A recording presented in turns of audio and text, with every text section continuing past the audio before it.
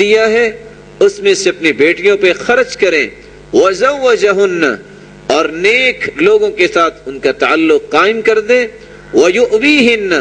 اور اگر بیٹی کو اس بات کی ضرورت پڑے کہ اس کے پاس رہائش نہیں ہے تو ماں باپ جگہ دینے والے ہوں، ویرحمہن، اور شادی کے بعد بھی اپنے اس تعلق، اس شفقت اور پیار کا سلسلہ جاری رکھیں۔ یہ 12 حقوق ادا کرنے والے والدین جو ہیں، نبی کریم صلی اللہ علیہ وسلم نے فرمایا کن لہ سترا من النار، کن لہ حجابا من النار، یہ بیٹیاں جن کے یہ 12 حقوق جو والدین پورا کر دیں، قیامت کے دن جہنم کے آگے ایک دیوار بن جائیں گی اور ایک پردہ بن جائیں گی، والدین کو جہنم میں نہیں جانے دیں گے۔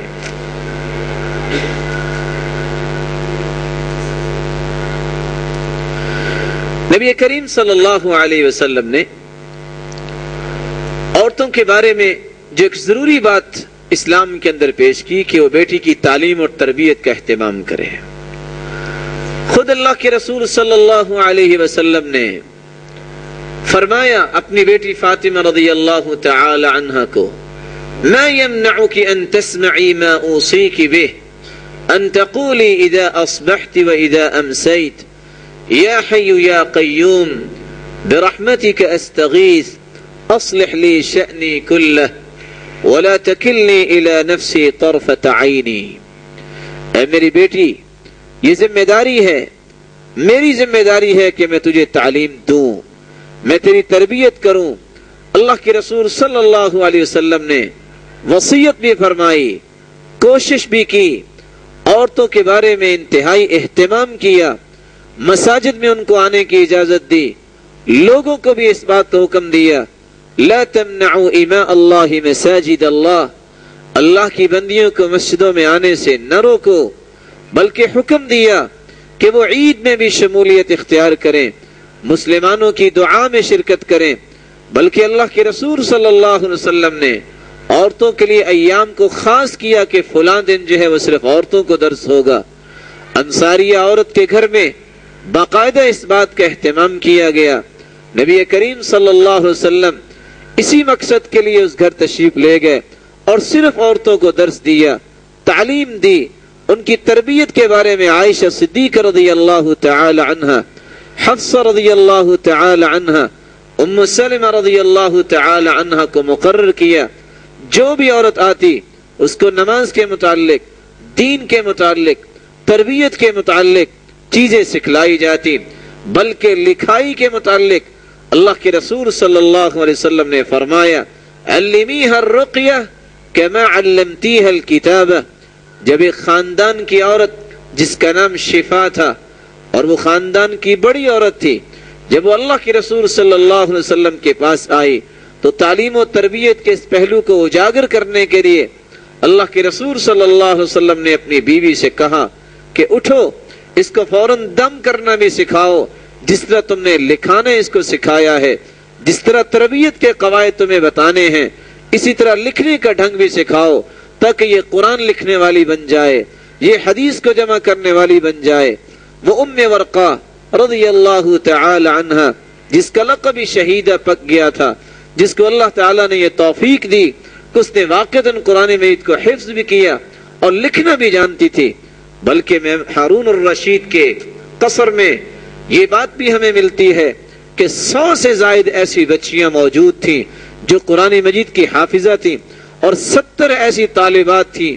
جنہوں نے اس وقت جو ہے خط کوفی میں مکمل قرآن مجید اپنے ہاتھوں سے لکھا تھا۔ یہ وہ ایک تسلسل ہے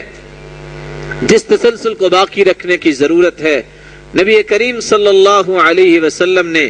اپنی بیٹی فاطمہ رضی اللہ تعالی عنہ کو علم بھی دیا، تربیت بھی کی۔ تعجب کی بات یہ ہے کہ چھوٹی سے لے کر بڑی بڑی دعاؤں تک خود اللہ کے رسول صلی اللہ علیہ وسلم نے اپنی بیٹی کو سکھائی۔ یہ وہ دعا جو عموماً ہم پڑھتے ہیں صبح شام، یا حی یا قیوم برحمتک استغیث اصلح لی شأنی کلہ ولا تکلنی الی نفسی طرفۃ عینی۔ یہ دعا بھی اللہ کے رسول نے اپنی بیٹی کو سکھائی تھی، جو آج امت کے لیے ایک بہترین تحفہ ہے۔ اور یہ دعا پڑھنے والا جو اللہ پہ توکل کر لیتا ہے واقعتاً خالق و مالک اس کی حفاظت فرماتے ہیں اور اللہ کسی کا اس کو محتاج نہیں کرتے جب یہ دعا انسان پڑھ لیتا ہے۔ نبی کریم صلی اللہ علیہ وسلم نے صحابیات کے اندر جو تعلیم کا ایک نمونہ پیش کیا، امہات المؤمنین ہر وقت تیار رہتی، لوگ آتے مسائل پوچھتے، قرآن مجید کے معانی پوچھتے، آیات کی تفسیر پوچھتے، احادیث کو سمجھنے کے لیے تشریف لاتے، عائشہ صدیقہ رضی اللہ تعالی عنہ کے پاس، ام سلمہ رضی اللہ تعالی عنہ کے پاس اور دیگر امہات المؤمنین کے پاس اسلام کے وہ پہلو اجاگر ہوتے جو اللہ کے رسول صلی اللہ علیہ وسلم نے ان کو سکھائے تھے۔ اور حمنہ رضی اللہ تعالی عنہ، زینب رضی اللہ تعالی عنہ، یہ وہ صحابیات ہیں کہ اگر ان کا نام تاریخ سے نکال دیا جائے تو عورتوں کا کوئی مسئلہ بھی مسلمانوں کے پاس نہ پہنچتا۔ اللہ تعالیٰ نے ام حبیبہ رضی اللہ تعالی عنہ، زینب رضی اللہ تعالی عنہ اور حمنہ رضی اللہ تعالی عنہ، ان تینوں کو اس بات کی توفیق دی اور تینوں یہ بہنیں اسلام کی تعلیم میں اتنی اللہ تعالیٰ نے ان کو عظمت دی کہ عورتوں کے جمی مسائل جو اس وقت احادیث کے اندر موجود ہیں، ان کے سوالات، ان کے استفسارات، ان کے ذوق اور ان کے تڑپ کی غمازی کرتے ہیں کہ تمام کے تمام وہ اصول، وہ ضوابط، وہ قواعد عورتوں کے لیے اللہ کے رسول نے بیان کیے، جو خود بیان کیے کچھ اصول جو عورتوں کے متعلق تھے، وہ خود اللہ کے رسول صلی اللہ علیہ وسلم کی زوجہ مطہرہ عائشہ صدیقہ رضی اللہ تعالی عنہ جب کوئی عورت سوال کرتی اس کو بازو سے پکڑ کے لے جاتی اور اس کے بارے میں اللہ کے رسول کا فرمان بھی سناتی اور اس کو سمجھا کے پھر اس کو بھجوایا کرتی۔ یہ کیسا رواج چل نکلا تھا کہ صحابیات رضی اللہ عنہن وارضاہن، انہوں نے قرآن کو بھی سیکھا، انہوں نے قرآن کی تفسیر بھی پڑھی، انہوں نے احادیث کو بھی یاد کیا۔ خود عائشہ رضی اللہ تعالی عنہ ان کے لیے بہترین معلمہ تھی۔ عائشہ صدیقہ رضی اللہ تعالی عنہ کو تو اللہ نے اتنا وافر علم دے دیا کہ مرد لوگ بھی، صحابہ کرام بھی ان سے احادیث سننے آتے، صحابہ کرام بھی کوئی حدیث ان کو پہنچی تو اس کی تصدیق کرنے آتے، صحابہ کرام رضوان اللہ تعالی علیہم اجمعین ان کے پاس آ کے کچھ وضاحتیں طلب کرتے کہ آپ کو تو پتا ہے اللہ کے رسول صلی اللہ علیہ وسلم نے کیا فرمایا تھا، اور عائشہ صدیقہ رضی اللہ تعالی عنہ باقاعدہ اس کا اہتمام کرتی اور تمام کی تمام روایات جس کے بارے میں ان سے پوچھا جاتا وہ صحابہ کرام کو بیان کیا کرتی۔ نبی کریم صلی اللہ علیہ وسلم نے جس اسلام کو لوگوں کے سامنے پیش کیا، تعلیم و تربیت کا ماحول جو بیٹیوں کے لیے ایک مقرر کیا، یہی وہ دور تھا جس سے متاثر ہو کے صحابہ کرام نے اپنی بیٹیوں کو علم دیا۔ انہی سے متاثر ہو کر تابعین نے بھی اپنی بیٹیوں کو اس علم کا زیور دیا۔ آپ تعجب کریں گے، یہ تو بہت دور کی بات ہے صحابہ کرام کا زمانہ۔ ابن حجر اسقلانی رحمت اللہ علیہ جب الدر الکامنہ کتاب لکھتے ہیں تو 9ویں صدی میں صرف تذکرہ کرتے ہیں کہ 70 محدثات اس وقت موجود تھی اور ایک محدث کو 3 لاکھ حدیثوں کے لگ بھگ یاد ہوتی ہیں۔ آپ اندازہ کر سکتے ہیں کہ اسلام کا وہ روشن پہلو جو اس وقت غائب ہو رہا ہے،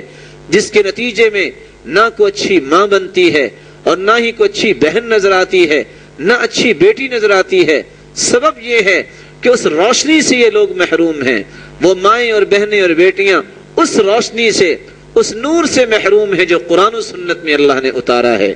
آج لوتی منفلوطی کی وہ بات یاد آتی ہے جو کہا کرتے تھے منفلوطی کہ یہ لوگ جنہوں نے اسلام سے متاثر ہونا تھا، آج یہ یہودیوں سے متاثر ہو کر اپنی بیٹیوں کو دین کی تعلیم سے آراستہ کرنے کے بجائے وہ اصول سکھاتے ہیں، وہ قواعد پڑھاتے ہیں جس کے پڑھنے کے بعد تعلمت کل شیء الا تربیت اولادها واحکام دینها، جب کالجز اور یونیورسٹیز میں جاتی ہے، برے نہیں یہ جگہ، لیکن وہاں جو ماحول اس وقت کریٹ ہو چکا ہے وہ برائی بھی سکھاتا ہے، اور اس کے ساتھ ساتھ جب عورت اسلامی قوانین کو توڑ کے وہاں جاتی ہے، بغیر محرم کے جاتی ہے اور آزاد بننا چاہتی ہے، تو سچی بات یہ ہے تعلمت کل شیء الا تربیت اولادها واحکام دینها، دنیا جہان کے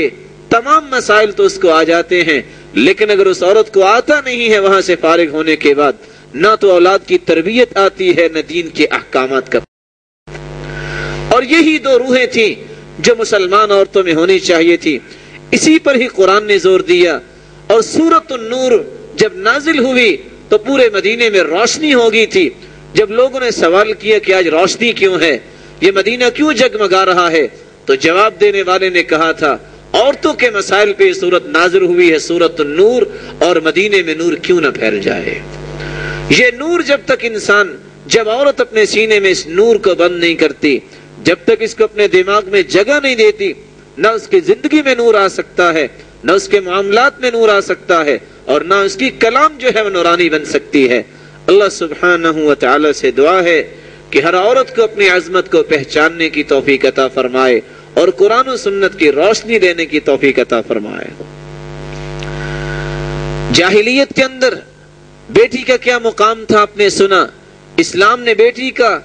عجیب صحیح مقام بنا دیا، دلائل بھی آپ سن رہے ہیں، حتیٰ کہ اللہ کے رسول صلی اللہ علیہ وسلم نے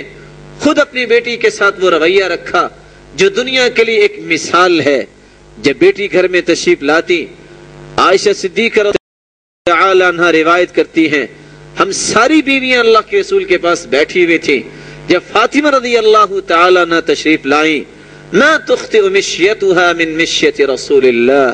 صلی اللہ علیہ وسلم شیئا، فاطمہ رضی اللہ تعالی عنہ کا چلنے کا طریقہ بھی اللہ کے رسول کا طریقہ تھا۔ جب وہ آ جاتی، فلما رآہا، باوجود کہ ہم ساری بیویاں بیٹھی ہوتی، جب فاطمہ رضی اللہ تعالی عنہ تشریف لاتی، رحب بها فقال مرحبا بابنتی، اللہ کے رسول صلی اللہ علیہ وسلم اتنے خوش ہو جاتے